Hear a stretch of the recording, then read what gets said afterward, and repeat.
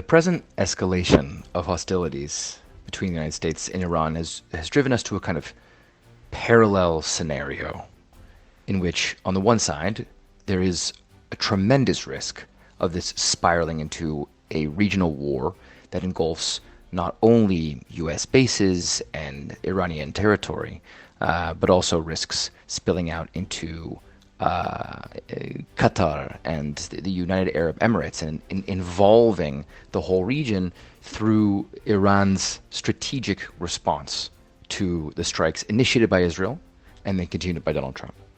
That is one real scenario we have to take seriously. We live in a world, though, that has another parallel scenario in which these are mostly theatrical.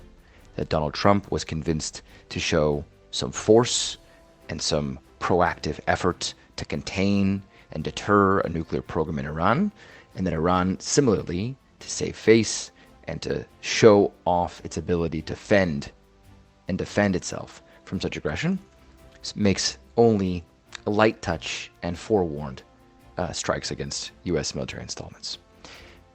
We are too early in this discussion to see which of these scenarios we might be living in, and the horrifying aspect of this present conjuncture is that one involves a death toll of unspeakable proportions, and the other might just involve some tit-for-tat and diplomatic tattletale and result in very few casualties on the ground.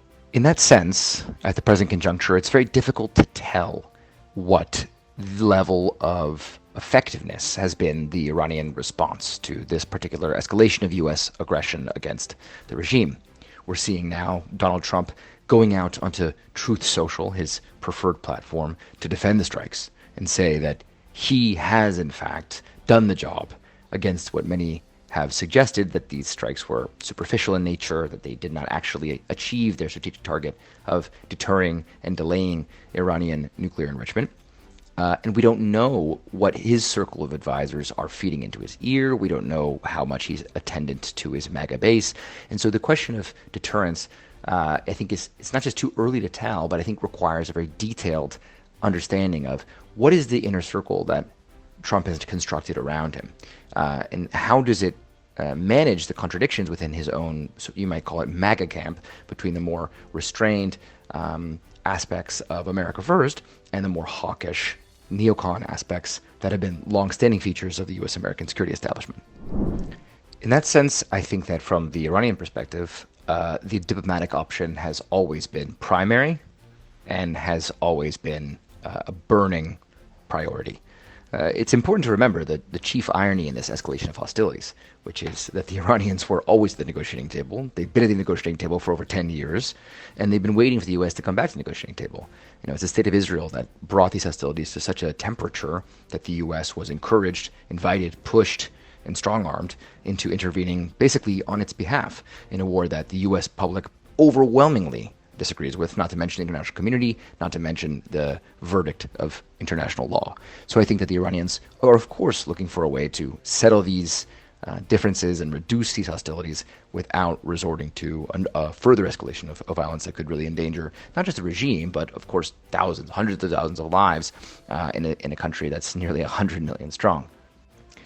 In that sense, I think the critical factor that needs to be brought back into the discussion of U.S. and Iranian tensions is, in fact, the state of Israel, not just because they were the primary motivation for the original escalation of hostilities, not because only they led an unprovoked set of attacks on Iran, but because they continue to insist on these threats to the Iranian regime. We saw them bomb the gates of a very famous prison. We saw them make menacing phone calls to top Iranian officials. This, of course, after taking out top scientists in Iran's nuclear program and threatening to basically lead a massive regime change operation. Now, can they do that without the active support and intervention of the United States?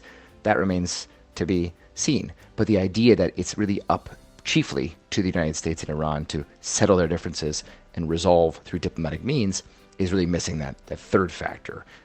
And that raises the question of how much the tail, being Israel, can wag the dog, which is the whole kind of apparatus of U.S. and Israeli military might.